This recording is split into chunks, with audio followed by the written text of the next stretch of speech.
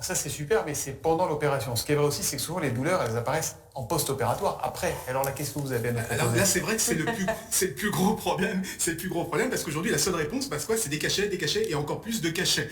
Et on sait que les cachets, le problème qu'ils ont, c'est qu'ils ont des effets secondaires. On peut prendre du poids. On a parlé des problèmes rénaux. Ça attaque les reins. Et surtout, bah, il peut y avoir des problèmes d'addiction.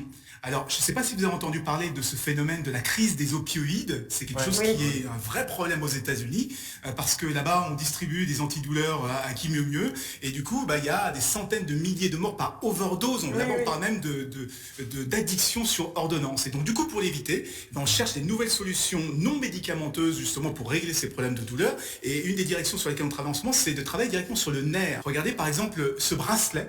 Alors, c'est un simple bracelet qu'on installe, donc il n'y a rien, on n'a pas besoin de percer la peau.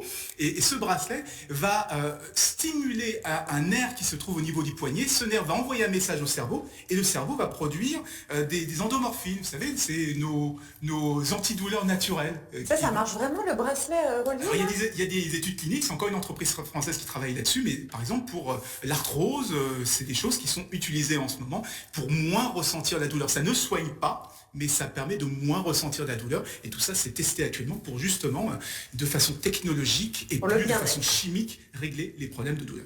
Même plus mal grâce au professeur Mbida.